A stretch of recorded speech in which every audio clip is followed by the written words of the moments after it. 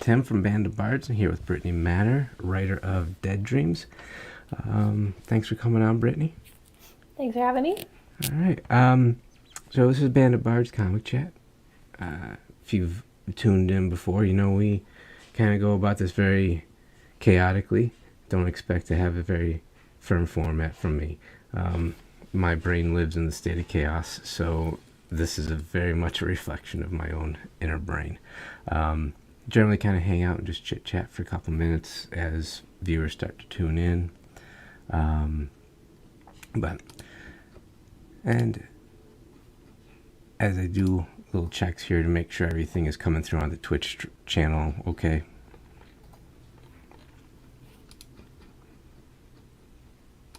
Alright. I always have to do this every week, and I can't see if it's coming through on Twitch just right yet until I actually go live. So I have to go live and then like spend the first 30 seconds or so doing a check to make sure it's actually feeding the stream correctly. Cool. Looks like everything is working just fine. Hey, Dan. Dan's a pretty regular viewer. Nice. He enjoys the chaos. So very cool. Very cool. What kind of exciting things have gone on this week for you? Let's see, it's the second week of the Dead Dreams campaign. Mostly been working.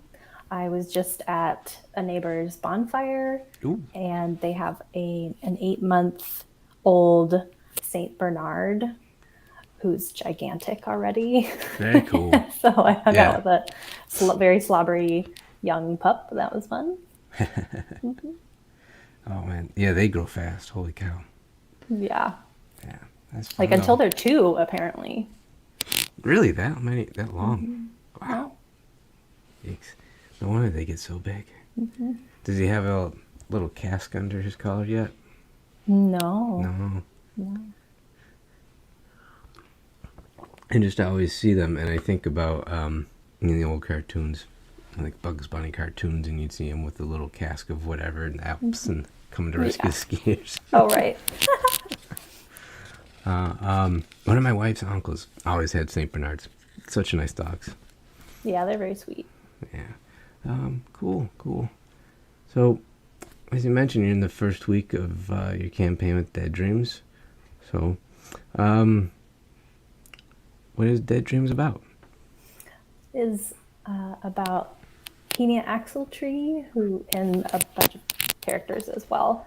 And she is really timid and aspiring actress, and she's looking to live out her dreams. So she takes a tonic and ends up in a parallel world leading a drug syndicate. And she kind of has a choice to make. Either run back to her potentially boring reality compared to this one, or become a more ruthless version of herself. Huh. So, and this is the first issue that you've got planned in a mini? It is correct. Mm-hmm. Okay, cool. So, what? Obviously, we don't want to throw out any spoilers, but is there anything in like the overall story arc that you would like to throw out there, or like how this leads into the next couple issues?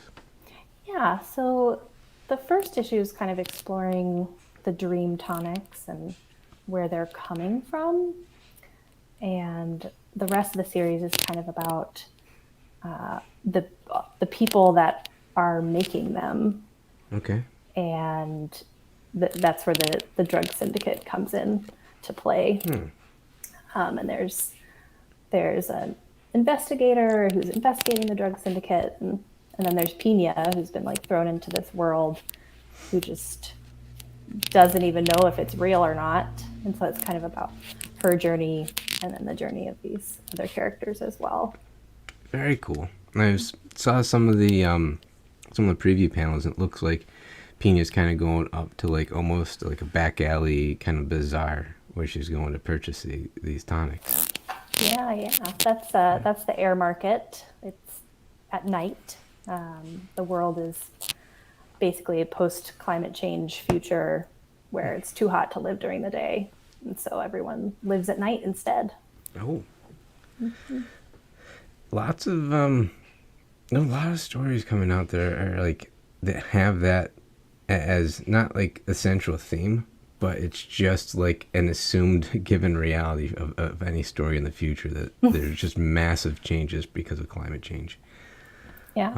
It's I think it's telling how present that is across so many different creators as they're going and crafting stories, as they're trying to think of like what's the world going to look like in 50 or 100 years or so.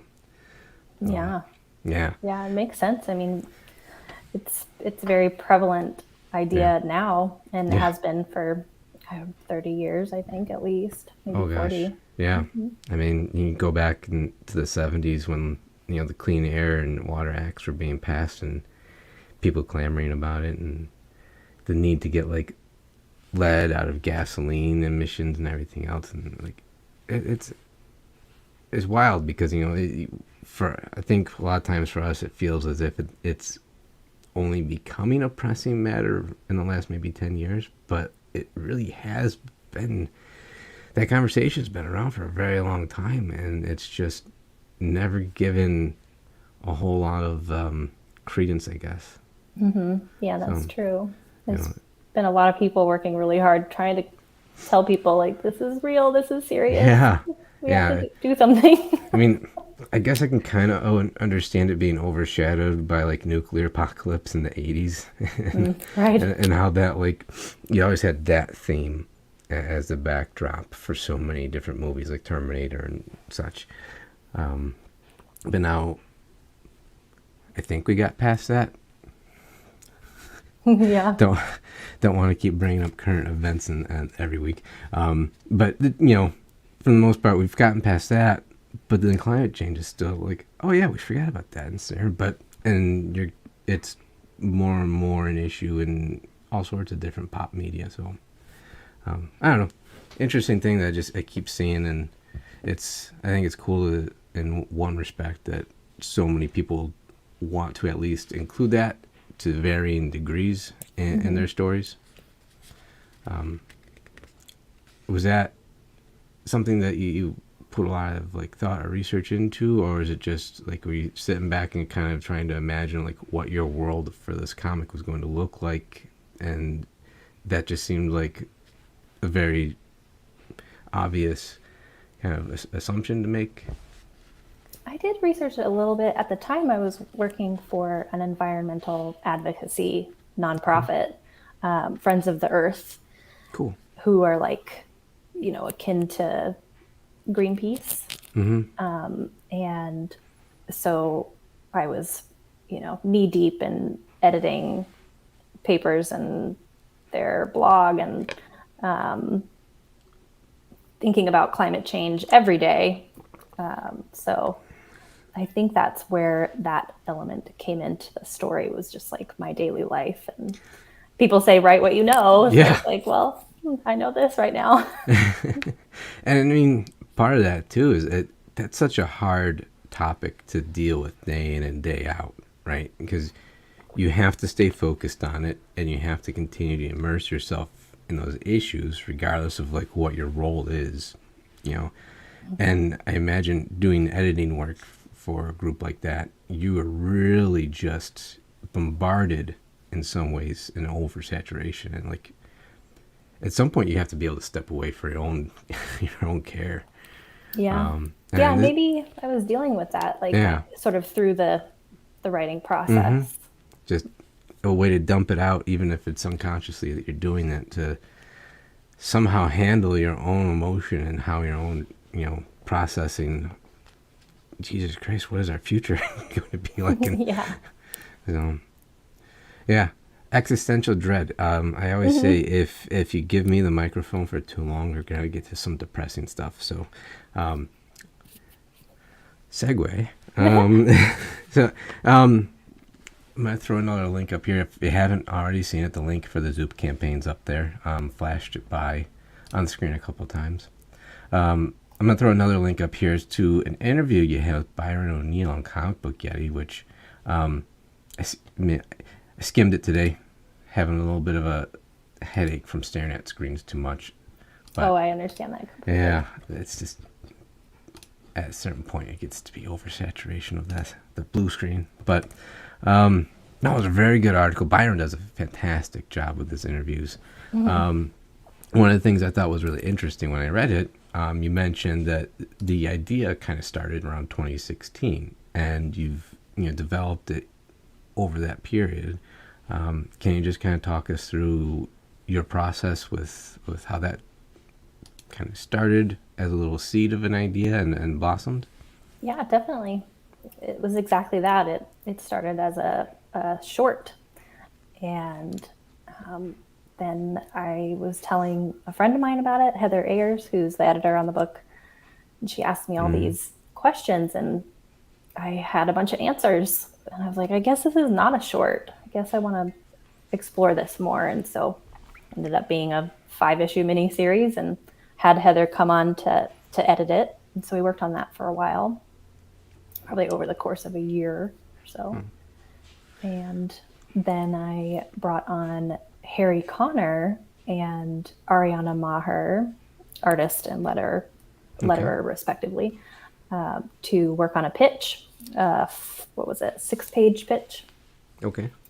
Had them do the art and lettering and pitched, and didn't hear back from anybody. And then decided there was some time that passed, and decided that I just wanted to make it. I just wanted to make the first issue at least, and see how it went. And but because there was like a lag, Harry and Ariana got busy, so I had to build a new team. And that's at the time I was editing Miranda and the Maelstrom, which is a really cool series by Riley Beale, about like interdimensional travelers, and the art changed for every issue on that book. Each time the characters go to a new dimension. And on the second issue, Dalen did the second issue, because Riley also had, artists coming on and doing each issue. And so that's how I got connected with Dalen.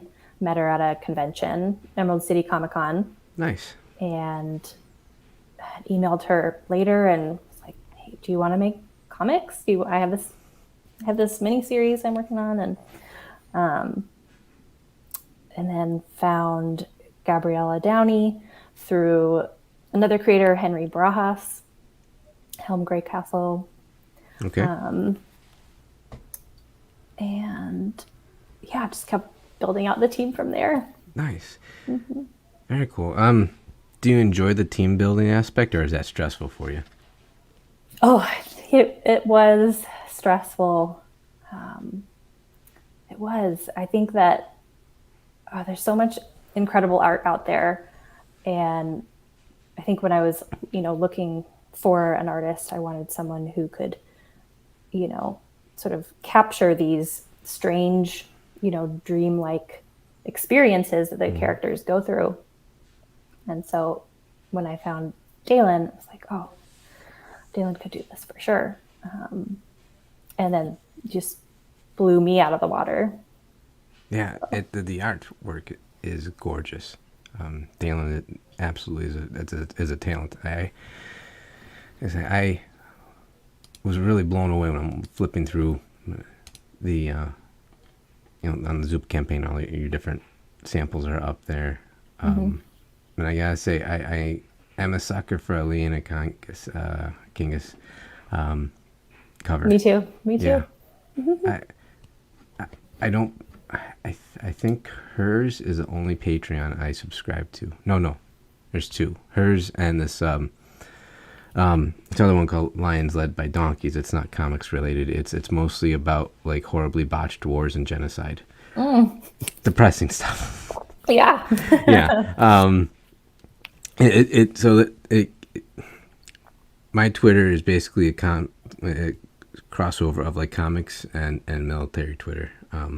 Interesting. So I get that. It's a really weird intersection. But so anyway, Liana's Patreon though, and get that, and the stuff that she sends out in the mail once a month that came yesterday. Oh yeah. And it's just like the funnest day of the month mail wise. All the different comics that come in the mail are awesome, but I think that's the one thing I always look forward to the most in the mail. That's fantastic. Yeah, aside from all the different state and IRS documents that come for the business, but Oh yeah.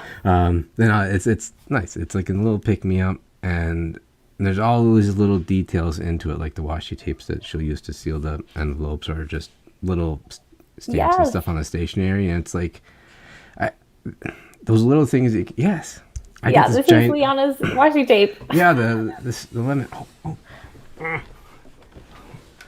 got my big stack over here. Nice. Yeah. Matching washi tapes. Yes. From the washi station, which they just launched a new series. Adventure is the theme. There's like, I don't know, at least 20 new, or maybe 12. I can't remember the number, but there's a bunch more. I saw the announcement. I need to go to the website and check it. I just restocked. I have like 7 fresh rolls here, but like, it's neat. I love using this stuff to seal up my poly bags on comics. And that's a great use. yeah, and it's like and Aviva actually, she threw out the tip that I don't know why, but the like foil metal tapes for some reason are better on the poly bags. Oh, okay. And it definitely is true. Like, I've noticed that from using a couple different types. Nice. Good to know. Yeah, it's cool stuff. But I really enjoy some of these little things where like you can start to pick up the little details that other people put into even just like the most mundane types of things, right? Like the stationery that someone's going to use. And you're like, that's a really nice little detail. And you like think of how you can not, can straight copy it and rip it off. But like, how can I kind of take that and put my own twist on it? Because that's a very thoughtful little thing to do. And, I'm a big believer in all those tiny little details, because like you gotta deliver a really good quality product, in your comic right off the bat. But I think people will, when you have to stand out for return customers and people coming back to your comic, I think those little tiny details are what's going to make sure someone remembers what they got from you when you come back up to say, all right, you backed issue 1. Would you like to continue to back issue 2 or 3, 4? Yeah. You gotta keep them coming back somehow. It's a hard. Comics are hard. There's so many of them out there, and I think everybody. That's like the eternal struggle for everybody, right? Is how do I manage to not just get number 1 in front of somebody, but how do I get this person to keep coming back as a fan? Not looking at them as a very cold customer, and how do I maintain the lifetime of this customer? Try to remember some of that business school stuff without becoming the complete robot that they try to turn out. But you want those fans. You want to be able to maintain that fan base, and I think that's something that you constantly see right every day in the comics discourse, is everybody trying to figure out like, how do I continue to build this following around my work, and how do I get more eyes? Yeah, it's the eternal question. And I think, when I brought on James B. Emmett to help me with marketing, and Zoop's doing marketing too, reaching out to folks like you, and I love the help. It's amazing. And I still feel like I'm learning a lot.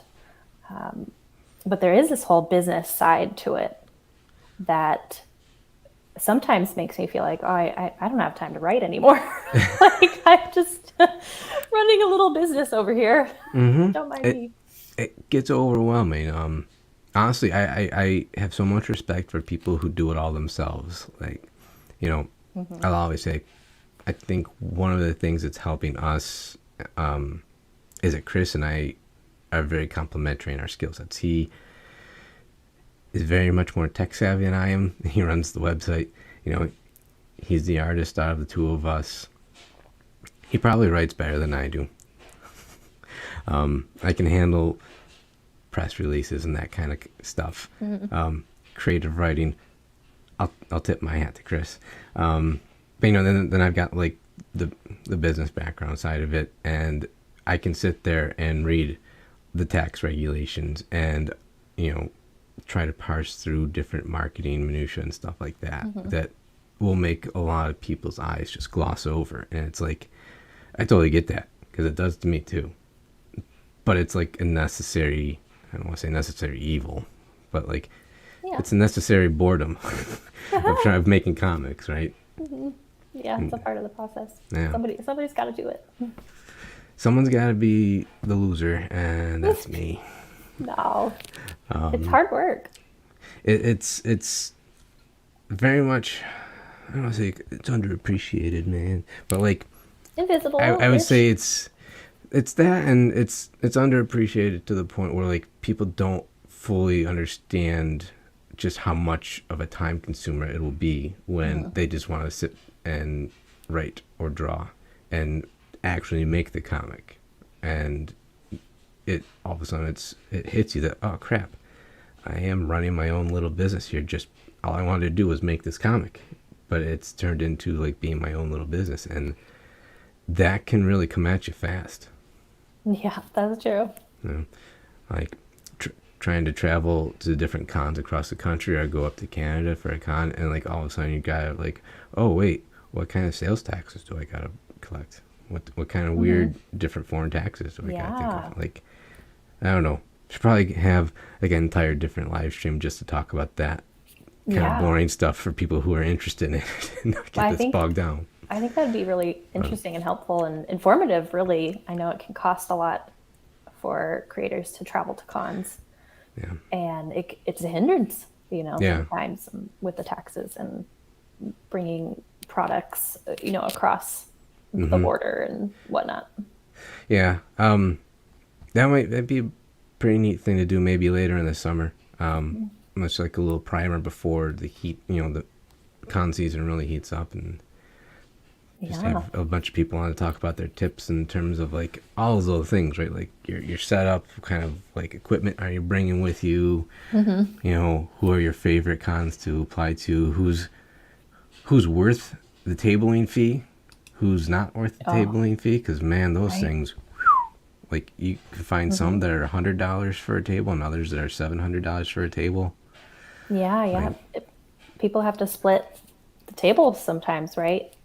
It's I think it's kind of become common, at least. Yeah. I mean, I haven't been to a con in a few years because it's fresh on my mind. I was looking at some different options the other day, and sadly a lot of them around us here in Buffalo just aren't happening this year still. We were in high COVID area until the CDC changed their guidance, and all of a sudden we became low at a snap of my fingers. Not going to get on my soapbox there, but I'm glad.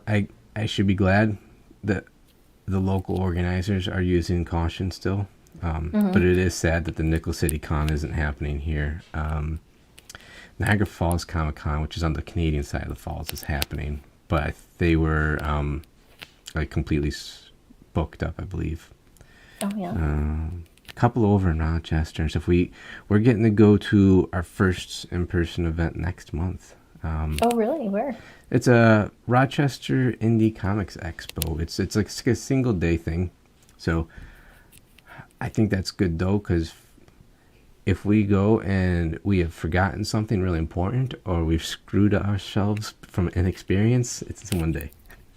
Yeah. But it's exciting. It'd be neat to get out there. Manageable. Yeah. One day. So it'd be cool.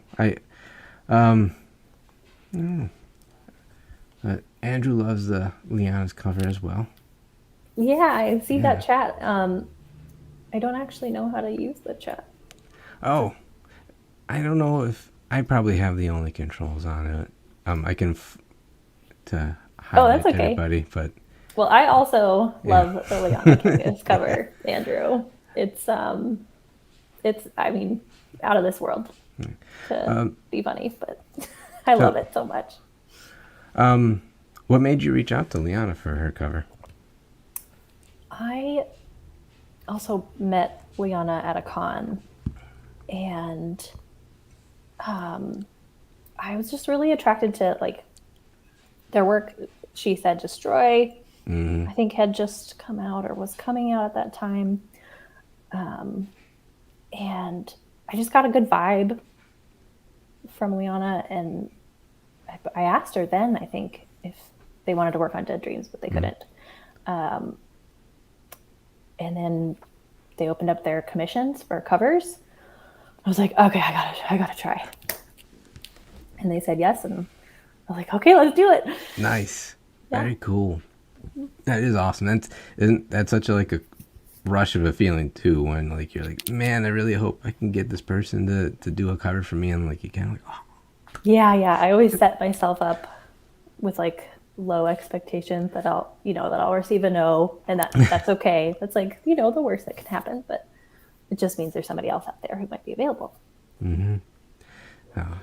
I said that I probably don't keep myself objective enough in that, and I'm like, ooh, I really like this person. I'm a fan of their work, and it'd be really cool to get them to do a cover for, Final Gamble or for Prospects. And I'm like, Yeah. Sometimes it's hard to. I always say I gotta like try to put my own biases in check. It's hard. Yeah, it is hard.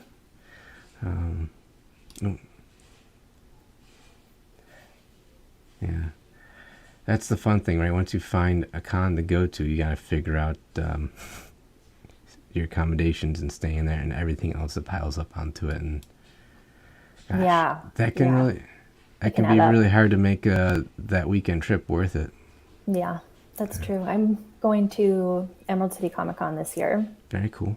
But I live like an hour south of Seattle, so like getting there isn't a big deal, and I have family up there that I'll stay with, most likely. And if they're watching, I'm inviting myself over. Just a heads up, guys. Yeah, they usually let me stay. Very cool. During that con, which is really nice. And sometimes they'll drive me. Ooh, even better. Yeah. Oh, that is a beautiful area. It is. Yeah. The water and, the sound that surrounds it. I live at the bottom of the sound, like the very end of it. And it's, like you said, it's very beautiful. Yeah. Out that way, gosh, I would have been a junior in college. So, short trip, kind of confined to one specific location, but Mount Rainier was always there, and it's kind of neat to wake up and walk outside. I'm like, that giant mountain is just right there. It is so giant. I went to it for the first time last year and hiked up this trail. It's called, I think, Paradise, and there were tons of like flies, which I wasn't expecting. Huh. I think it was the flowers or I don't know what it was exactly, but it was like fighting flies while hiking. And a lot of it was paved, which was really interesting. Huh. Also unexpected. But that was fine. It was beautiful, and it was the summer, so there wasn't any snow. So it was kind of like a naked mountain. But there's still like a big glacier in the middle of it. So yeah. It was pretty fascinating. Very cool. I recommend going there. It is gorgeous. Absolutely. Cool. Hey, I wanted to ask you, we talked a little bit about process behind like development of Dead Dreams, but when it came down to brass tacks and it's time to start actually moving off of plotting, scripting, and the storyline boarding, how was it like collaborating with Dalen Ogden and heat's still on here in New York and getting dry. Oh yeah. They're just like what every team is kind of like different in the way they approach their collaboration on the work, and just how is it that you and Dalen kind of decided to attack that work, and what worked best for the two of you? I came with a already edited script, and at the time I had these pitch pages for Dalen to kind of work off of, and they were fully colored and lettered, and so that was a kind of a jumping off point for Dalen. And then they did, at the time I think it was pages like 7 through 22. Okay. And then later I was like, maybe we need to redo the first few pages, because it doesn't really make sense to have two teams on this single issue. And so they redid them, and working with Dalen was very easy. I mean, I basically had like no feedback whenever they'd send me, pages. It was like all praise. It was like, I love what you did with this character. I love what you did with this page. And I love this panel. And even the clothing, that Dalen designed for some of the characters. It's like, I want to buy that. Like, where can I get, I need to have this in my wardrobe. So, I don't know. It was really easy. And there were times, if my script was, or my staging or my panel descriptions, if they were confusing at all, we'd talk about it. And basically it was like, Dalen, you can just, do what you want. Please go for it, interpret it, have fun. So, and then they did, and it was glorious. What was your favorite panel to get back through all of that?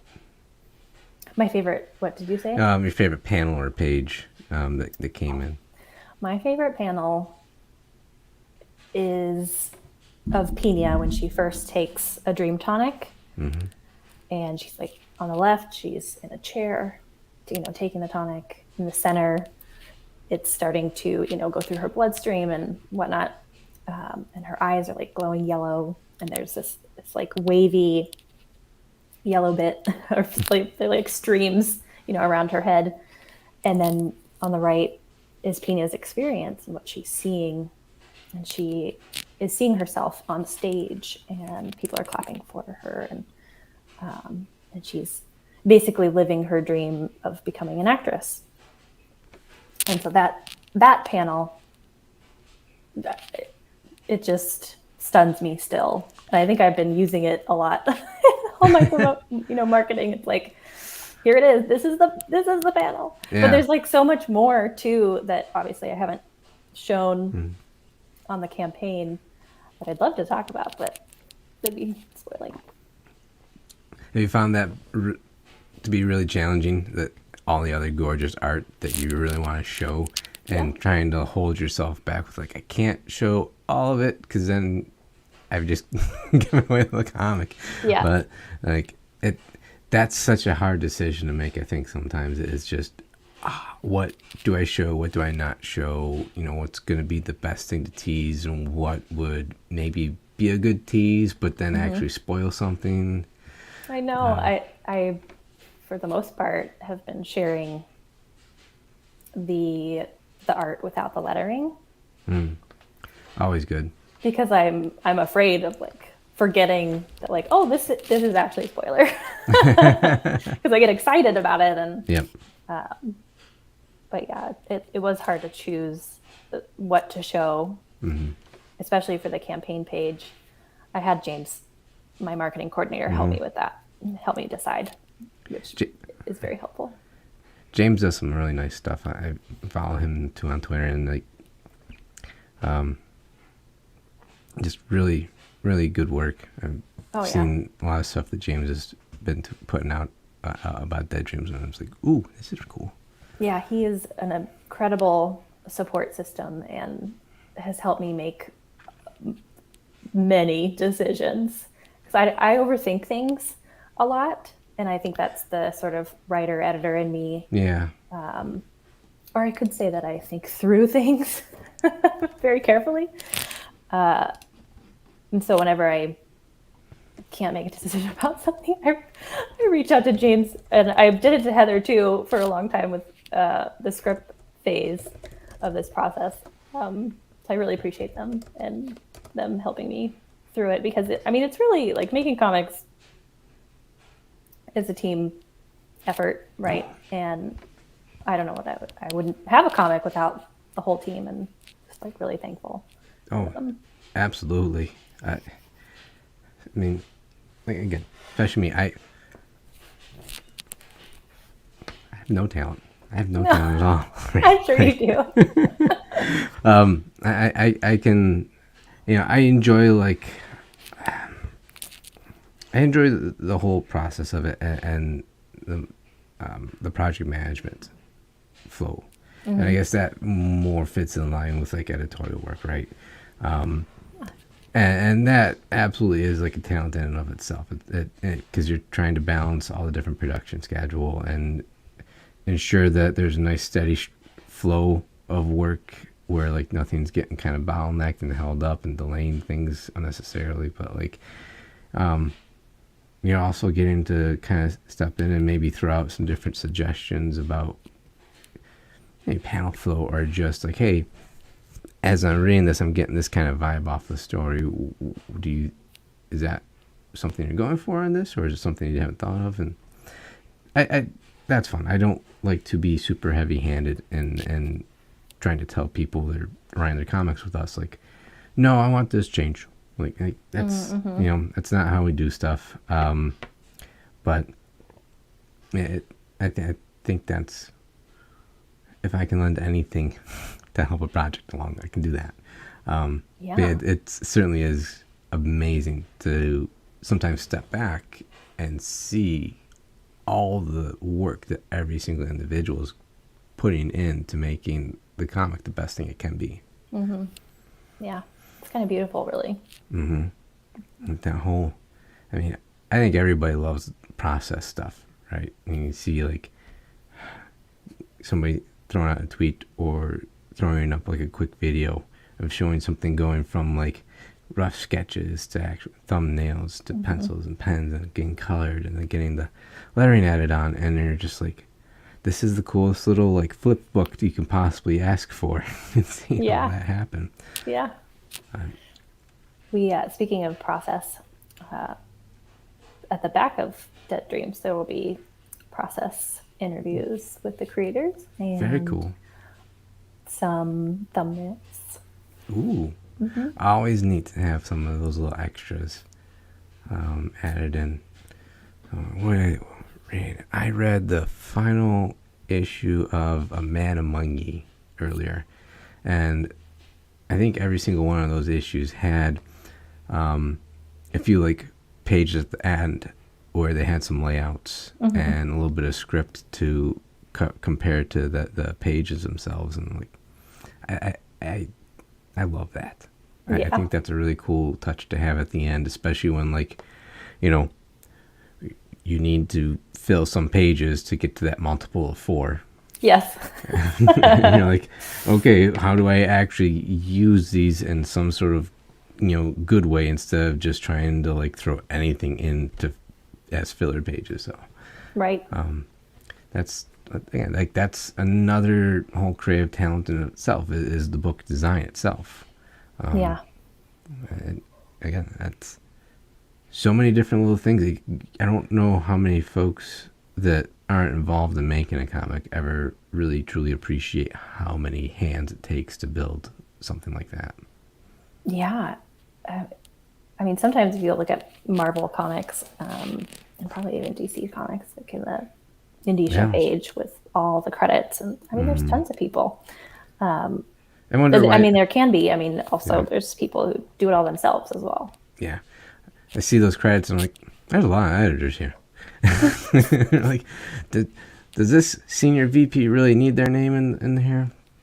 But, yeah, I feel like sometimes, it depends on, I guess, what kind of editing each editor is doing, Yeah. and if they're like just kind of overseeing like several books, and they have an expertise. I haven't actually worked as an editor for a publishing house, so I don't know how it works with like the executive, the editor in chief and the assistant editor and etc. I imagine some of them are doing proofreading, but I also imagine they might freelance that out, right? And hire contractors. Yeah. I know we've kind of taken a blended approach to that. A lot of times by default, like Chris and I will do editing work, and it pretty much is just straight normal check for typos, check for flow of the panels versus the script, that kind of stuff. But we've also had the self-awareness to realize when we need to have an editor that isn't us for different reasons, like Sentience, which is coming to Zoop, our American light novel coming to Zoop next month. Elise Russell, the writer, she puts together her own all-woman team, and we like to honor that by making sure the editors is also a woman. And so Sentience has Damon Barrett Rowe handling a majority of the initial editing work, and then oh my god, Miranda Lawson. Oh my gosh, no, sorry, Nicole DeAndrea. Oh, I know Nicole. This is my late night brain where I cannot. If I'm put on the spot and I need to remember a name, my brain just craps out. It never fails. It happens to me too. Yeah, like if I ever forget someone's name, I'm really sorry. It's not that I'm thoughtless. It's that I've got Swiss cheese for a brain. We're at the end of the week too. So. Yeah, but Nicole's doing the editing on that, and actually, because of being in touch with Nicole through these works, we also asked her to do the editing on Reluctant Hero, which is something we're doing later on in the year with Alexandra McCarthy. But that title is it revolves around these three main characters that are like 19, 20-year-old girls, young women in college. And I sat back and I'm like, Chris, I don't think we should be the editors on that. Yeah. Don't think we exactly have the experience to really understand those characters sufficiently enough. Well, it's very thoughtful, and Nicole's amazing. I talk to Nicole at least once a week. Really? We're a part of a Slack group called Amateur Hour. Cool. A bunch of other creators. It's run by Rick Quinn, who's a comic book writer. The Ghost Butterfly is something really great y'all should check out, with Martin Lorbayaki. And Nicole is wonderful. Her and I are like sounding boards for each other. When we talk, we're always like, hey, can you give me feedback on my newsletter this week? Or can you give me feedback on this? And sometimes we'll talk about our life stuff. And Nicole's great. I'm glad she's working with you. Yeah, like that was, some people may say serendipitous. A simpleton like me might say dumb luck, that we were put into touch with her by working with Elise, and just absolutely a pleasure to work with her. And my gosh, when she shared her past experience and stuff, I was like blown away. She's got some serious editing chops. That's so I know she is quite taxed with work already, but everybody should certainly put her in your little library there of editors to reach out to it when you need it. Yeah. Nicole DeAndrea. Did you hear that, everyone? Nicole DeAndrea. And she's comic underscore Maven. Yeah. I think. I'll on Twitter. And I like her avatar. Yeah, it's cute. With a little Riddler hat, I think. Yeah. Right? Thing. All sorts of great stuff today. So that's cool. It's funny, like there are so many folks making comics, but at the same time, it is a very small and kind of tight knit community. Like to some degree, not quite everybody knows everybody because there are just so many folks. But like, it seems like you're only 1 or 2 degrees of separation away from anybody. Yeah, I feel that. Which I guess if you've grown up in like in a larger area, that might be a little overwhelming. Yeah.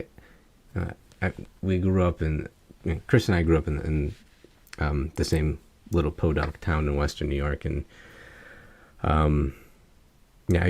after high school I got around quite a bit, and I decided to come back to Western New York.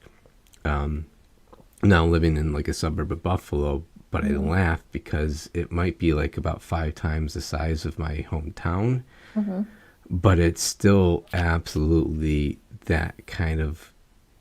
It's all like the same stories and drama and gossip with like different actors. Yeah. I don't know. Western New York is absolutely like one giant small town. Yeah, I haven't been out to Western New York. I lived in Connecticut, Okay. in Stamford, which is about 45 minutes north of Manhattan. So I spent a lot of time there. Yeah. R.I.P. to the Dunder Mifflin branch. Yeah. I did go to Schenectady. I can't really say it. Schenectady. Schenectady. Yeah. That was a cool town. That's gosh, that's a little bit out by Albany. It's one of those weird New York towns where like I think everybody knows of it, but it's very nobody can place it on the map. Yeah. Yeah, I don't actually remember where it was exactly. We drove from Ohio to there, and then afterward, I was with my husband and we drove up to Maine. It's a trip. Oh, yeah, that is, but that must have been gorgeous. It was beautiful, and it was actually February 2020.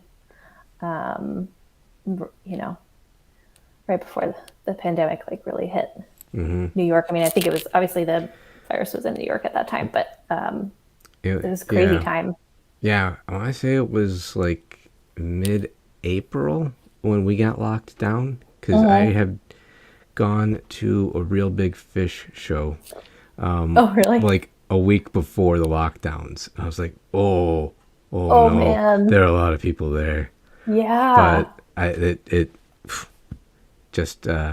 got that one in under the wire, I guess. Yeah. I went to a fish show this last summer. Yeah. Those are dirty to begin with. They are great. My husband's a really, what is it called? A fish head. Yeah. He's a fish head, I would say. I went to kind of go and see him in his element, and I like the music. I enjoyed it. I think what I loved most, it was late last summer, so I think the COVID numbers were kind of down, and Yeah. it was so nice to see people dancing, and people dance at fish concerts. Yeah. And I like no one's watching, and it was just really beautiful. That's it. Live music was probably the thing I missed most during all that. And last Thursday, my wife and I went to see Laura Jane Grace at this little club like in downtown Buffalo, which I had never been in there. There's this place called the Rec Room, and it's got like neon signs and stuff, and I did not know what to expect from them as a venue. Certainly not like my first thought to think of like seeing any kind of punk show at. But it was really cool. It was nice, kind of intimate. It was one of those places that's just like super long and kind of narrow, maybe like all of 25 or 30 feet wide, but like 300-foot long stretch. Wow. And just really neat for an acoustic show. But I like sitting there midway through, I'm like, oh my God, I have missed this so much. Yeah. What was the band? Laura Jane Grace, she's the lead singer from Against Me. Okay. She was doing mostly like a lot of her solo stuff, but she's mixed in like acoustic Against Me songs. They started off as like an anarchist band out of Florida. Oh, cool. Yeah, like the Gainesville area. So like super rednecky Florida, Oh, yeah. and but so you can imagine the mashup of cultures there, and that being the general vibe of the area, and Gainesville being the college town that it is, and finding a very very radical punk band there. So one of the like earliest hits is a song called "Baby I'm an Anarchist." Don't see Against Me playing it too many times. I think out of like the 4 times I've seen them play it once in their shows, but she played it, an acoustic version of it last week, and I was just like, yes, That's this is great. awesome. Yeah, I like hearing when musicians do that and they this is, take on acoustic and yeah, that for me is probably the band I've seen the most. And that is like my borderline spiritual experience. oh yeah, absolutely. I wholeheartedly agree with that. I think I saw many years ago. I saw Coldplay, and at the time I was really into Coldplay. I felt like I had this like out of body experience while listening to the music, and maybe it has something to do with the volume. Because that you can't really mimic that. Maybe with your headphones, like noise canceling headphones, but not really. And so maybe that does something to our bodies. I don't know what, but I know. I'd always say it's just an absolute sonic assault on your body. oh, that's great. And like my taste tends to go towards like punk and ska, so you're gonna have some pretty violent sonic waves come out of those amps. Yeah. And gosh, it's like that's a cleansing experience to me. It probably kind of strange, but it's just, I don't know. It fills me up in the same way that watching Bob Ross videos does. Oh, Which is yeah. a really weird juxtaposition. No, but I get it. I get it. Bob Ross is calm and just the way he explains things or explained was very approachable. And I don't know, he felt like when I'd watch him on the television when I was like very young. Yeah. I felt like you knew him sort of like the way you feel about Mr. Rogers, I would say. Yeah, he was a friend that I would watch whenever I was homesick from school. Yeah. And, I think too in a lot of ways that like that whole wet on wet discipline can be really applicable to like development of comics too, because it's a very process oriented way and a very organized way of going about creating that painting. And in a lot of ways you've got to think of an approach to making comics in the same way, because it's like essentially one layer after another layer after another layer with a lot of forethought being put into it, but also patience. Yeah. If that makes sense. It does. I never thought about it that way. I mean, maybe that's why we enjoy process so much, is because Bob Ross showed us the process and, that sort of inspired an appreciation for it. There are a lot of very subtle things, I think, when I look back on that, on Bob Ross episodes and the joy of painting, and like just you don't pick up, or it doesn't kind of hit you over the head that you're learning some of the things you're learning by watching it. But like, I don't know, you stand back and think about it for a half hour or so, and you're like, oh, there's a lot of like different things, whether it's art related or just your approach to life. Yeah. The importance of exercising compassion to small animals that maybe can't always take care of themselves. Yeah. Or maybe even appreciating nature more. I certainly have an obsession with trees. Yeah, I have I have a decent sized collection of trees I've planted here. Oh, really? Yeah, yeah. Fortunate enough to have the space to kind of like have our own little garden and orchard thing going on. So if I Nice. ever get them to actually come to fruition, but that's always a process of learning how to take care of all the different types of fruit trees and stuff. Yeah. What But kind of fruit trees? I've got 3 different types of apple, a couple different crab apple trees, which actually we got ones that you could harvest the crab apples to make jam with. Oh, yum. Yeah, the deer like them. Oh, I bet. Let's see, last year I put 3 different peach trees and a plum tree into like our fenced in area in the backyard. Nice. Yeah, so I'm excited for all those. And I don't know a lot about fruit trees, though I have a few in my yard as well.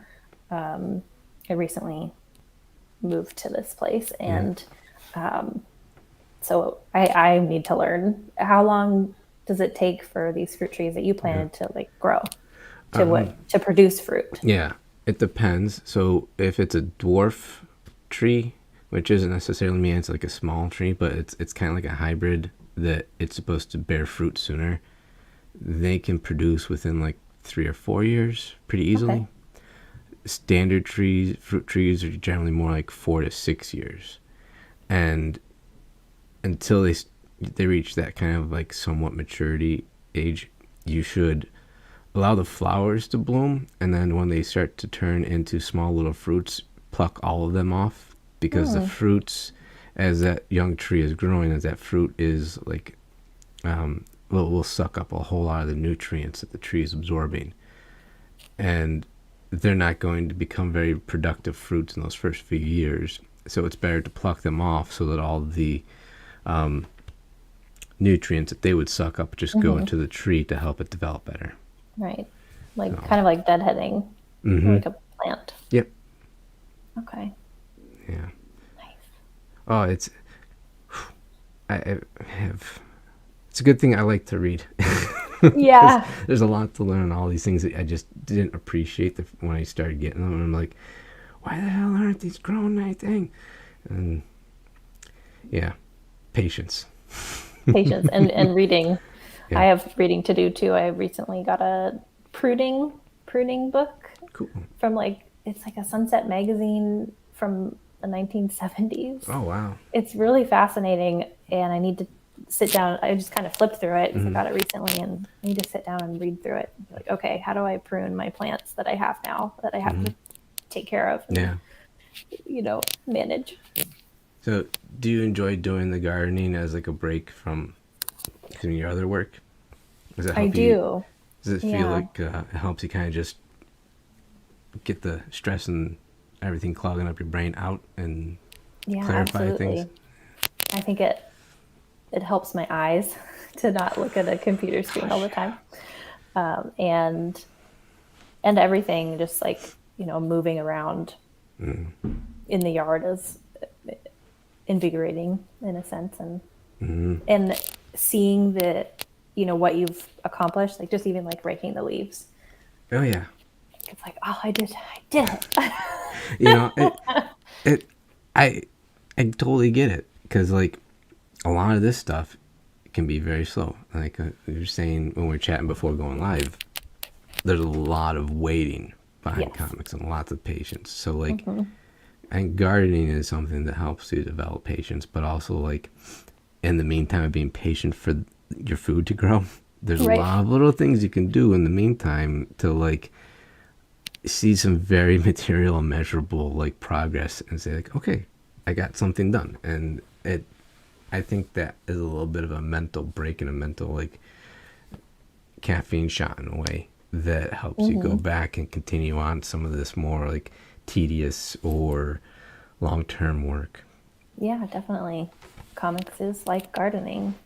Yeah, I love it. it's it's cool. Nobody thought that they were going to get comic philosophy through tonight, but we're here. Yeah. So that's cool.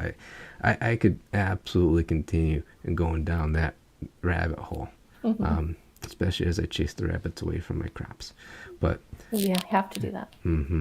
They're but cute, but yeah, but you just stay away. right. There's a lot of grass to eat. But I don't think anybody wants to hear me go on about the different types of corn and how you have to plant the right corns in combination. I mean, that could certainly be its own podcast if it isn't already. There's probably a dozen. So I should say one thing we definitely want to chat about a little bit here briefly as we just getting past the hour mark. What have you thought? Like, everybody's got questions about Zoop, right? There's that whole, I wouldn't say it's more of a pygmy elephant in the room at this point. I think it's getting smaller, but there's still a lot of curiosity and a lot of folks that are kind of like sitting there wondering, with the dust up over the past several months of crowdfunding, lots of questions still out there about Zoop as a platform and how it is to use as an independent creator. But how have you felt about working with Zoop? Or again, we're not here to be cheerleaders for any one platform or another, but I think there's a lot of folks out there who have these questions and just kind of want to know, like, hey, what's it like running your comic on Zoop? What have you felt has been, beneficial to going with them, or maybe like what has been something that's aggravating, anything like that? Yeah. Zoop has been amazing. I mean, the people at Zoop, it's Eric Moss and Jordan Plosky, thank you. And I see his name all the time in my emails. And then Brett, I'm drawing a blank on his last name also, but I don't actually know if there's more than just 3 people, but they've been very hands-on, which is a very different experience than, going through Kickstarter. Yeah. And so having these human beings that I'm actually talking to has been lovely. And, with Kickstarter, you kind of you have everything at your fingertips. You do it all yourself. You upload everything, but they're uploading things. They're, at least for me, they're, contacting outlets, and they're going to handle fulfillment and shipping. And so all of that was very attractive to me because it made me feel less alone. Like I didn't have to do everything. And I could focus on other stuff like the marketing part, like the social media marketing part of it, and getting the word out. Since the book's already done. I think the difference is that I think what I mentioned, uploading like the campaign page. So I didn't do that, which was like, oh, okay, I don't have that to do. I still had to provide the content and make sure that was all buttoned up because I didn't want to send them a million edits afterward. So that was kind of like one less thing I had to kind of worry about because I will edit things forever if I don't have a deadline. And and so that kind of forced me to okay, perfect is the enemy of the good is fine, and let it go. And so that was kind of nice to have that. But yeah, and Zoop is comics focused, so that's different than say Kickstarter. Yeah, which does games and all kinds of stuff. Yeah, I think when we saw the way they handle shipping, that was just an immediate relief because that's something that I think everybody stresses out over quite a bit. Yeah. As shipping rates adjust, and you're like, I got so many other things going on. I need to do all this research on shipping rates because they keep changing. They can't just stay static. Yeah. The way that they approach the shipping, and I really like the way they kind of set it up more like a regular e-commerce website You know, it's mechanically it works very different from a Kickstarter, which I think is probably something that might kind of throw people off at first as they're flipping through there. I'd say I would like the Zoop to kind of get out front of that a little bit more and just be a bit more proactive in talking about how that all works. Because people are just so used to like, okay, go here to the Kickstarter page and I read these details and I got the little thing on the side that I flip through and pick whatever, you know, reward package that I want. And that's it. Whereas I think maybe it throws people off on the first time they look at a Zoop, and you see like there's basically your initial primary items, and then you can scroll down and find more add-ons, and then like packages of add-ons and stuff. So like it's much more a la carte. It is a la carte, and it is like a store more so. It feels more like a store. At least that's how I've been describing it to like my family members who are like, how do I use this? And like, well, just hit the plus button on the items that you want. Yeah. Yeah. So absolutely. it's an adjustment for sure. Like you said, with Kickstarter, I think a lot of the comics creators, I think, are very used to that, and then coming to Zoop, it is a little bit of an adjustment. But I do like their navigation pane on the left. It's really handy. I mean, myself, I like that you have a little bit more freedom of choice with all that. And, you know, flip it to the other side as the person trying to come up with the campaign. You're not, you know, losing sleep over, did I figure, you know, how many packages should I put together? And did I think of the right combinations that people are going to want? Or did I, like, put together combos that nobody's going to want? And, like, I think this simplifies things a lot. And at the same time, it gives you, since you can add more things on as the campaign goes. And I've really appreciated how much Jordan is very upfront. Like, well, edit anything you want in your campaign for you after launch. It's no big deal. You know, like, we own the platform. We are the platform. So why wouldn't we make adjustments to it if you want? Like, cool. Yeah. Cool. So like, if you're going along and someone gives you some feedback that like, hey, I'd really like to get this couple things together. I'd like these things on their own that I can just get, like, you can go and make those changes. Yeah. It's pretty flexible in that way. And they're very open to that feedback. Because I've mentioned some things to them about, you know, like, hey, the forgot your password thing is being weird on mobile. And like, you know, they're like, oh, we'll get our people on it. Yeah. So there are more than 3 people. I just don't. I don't know the whole staff or anything. Yeah, they got a big team, and I think some of them are on like an advisory roles and stuff like that. So they might not pop up like in their like the staff section and stuff on their page. But I definitely have confidence in them as a team. And I just, I think there's still a lot, I don't know, there's just a lot of discourse, I guess. Still, there's always discourse in comics. Yeah, there is. Yeah, and you see people chit chat back and forth about what their impressions are on things, and it's like, just go try it. You know, not necessarily like, hey, go put your comic on there, but like, just go and fiddle around, go see what the navigation is like. And I mean, honestly, the folks at Zoop are pretty responsive, like, which I very much appreciate that compared to, like, you know, in a lot of ways, talking to the faceless entities of other platforms.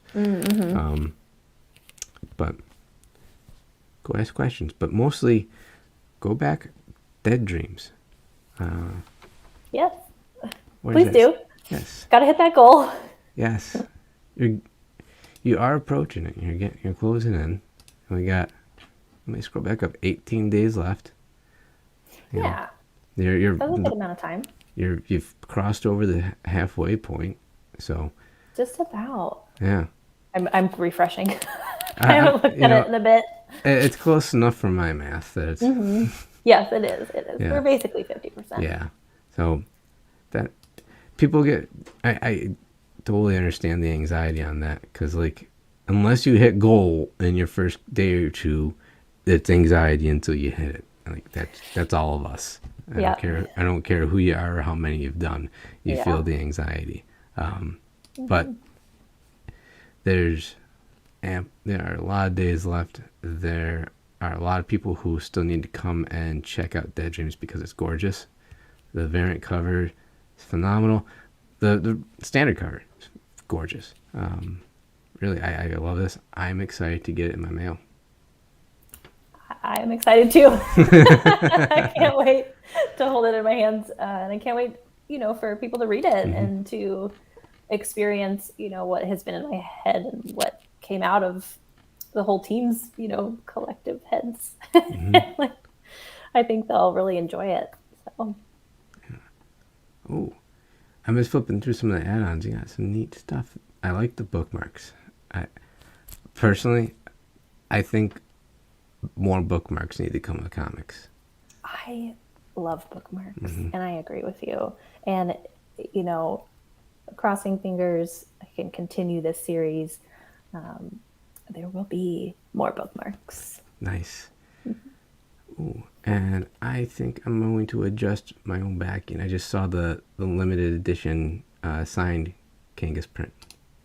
Yes, that was a recent add-on. Yeah. But nice. It's not an actual add-on. It's a tier 5x7 print. Yeah. Liana Kangas, the virgin cover, which is, the cover without the cover missing. And it's gorgeous. I'm really wanting to get one for myself, but I'm trying to have some self-control and leave it for other people and fans to get. I'm just like, I gotta have one too. Oh my gosh, this enamel pin is glow in the dark. Yes, the enamel pin is glow in the dark. That was Dalen's idea. Dalen's brilliant. She is brilliant merchandise. That is a brilliant idea. Yes. Can I put you on the spot to ask who you are getting your pins through? Oh, I don't have that information. That's a Zoop exclusive confidential information. I don't know their vendors. Oh, I'm gonna have to ask about that. We were because we were actually talking about some enamel pins for Sentience. There's a few different things, but Elise, aside from being an amazing writer, is a good artist on her own right. She'll talk herself down on it. Yeah. But she can make some pretty decent sketches and sends them off to Danny Rivera, the artist. And I kind of want to do things where it would be like an art print that has her sketch on one side and then the finished design from Danny on the back. I thought that would be kind of cool. Oh yeah. There is process right there in action. I love it. On the little like promo logo and stuff that Chris made up, there's like a mantis hanging over the Band of Bards logo. And it's based on a sketch that Elise did for this little mantis named Archibald. Oh. And I'm like, ooh, Archibald could be a little enamel pin. That'd be kind of cool. Yeah, I would get that. Yeah, and if it can be glow in the dark, I know. It's rad. Genius. Very cool. So, all right. This has been a wonderful time chatting with you. It's really neat to get to meet you. Yeah, you too. Quasi. Yeah, been seeing you on social for a while. Yeah. It's always fun to get to meet the folks that you interact with on the old Bird app, and finally get to somewhat meet them through the computer screen. Yeah, this has been great. Thanks for having me on. No, thank you. Everybody, go to Zoop Back Dead Dreams right now. It's waiting for you. A fantastic comic. Gorgeous work. Thank you. Go get it. Yeah. All right. You know you want to. Yeah. All right, everybody.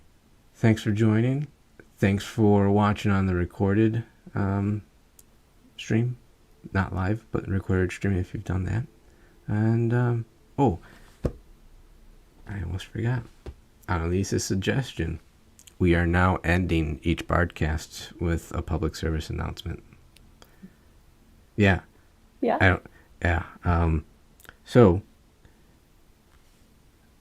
everybody should own a fire extinguisher in their house, right? I would say at least two. And in case you're wondering why the hell I'm talking about this, I talk about it plenty. I feel like I'm on my own, too much. I'm a firefighter here, my community. Wonderful. So I'm not just blowing smoke. I can't. I am actually certified to teach you how to use a fire extinguisher. But go out. You should absolutely have one at least in your kitchen. Probably have one in your laundry room too, because dryer fires are a major cause of fires. Still. So, public service announcement regarding that. Check to make sure you understand the category of fire extinguisher you have. There are a few different A, B, C. There's a K, which is for the kitchen. Some are made specifically for like metal fires, car engine blocks and stuff with all the weird metals. Anyway, get yourself a good ABC fire extinguisher. Keep it in your kitchen. And remember the acronym PASS. Pull a pin, aim, squeeze, and spray. Oh, amazing.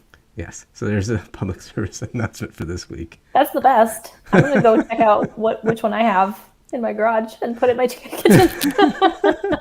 If it's got like the really big gigantic cone funnel up front, that's a CO2 extinguisher.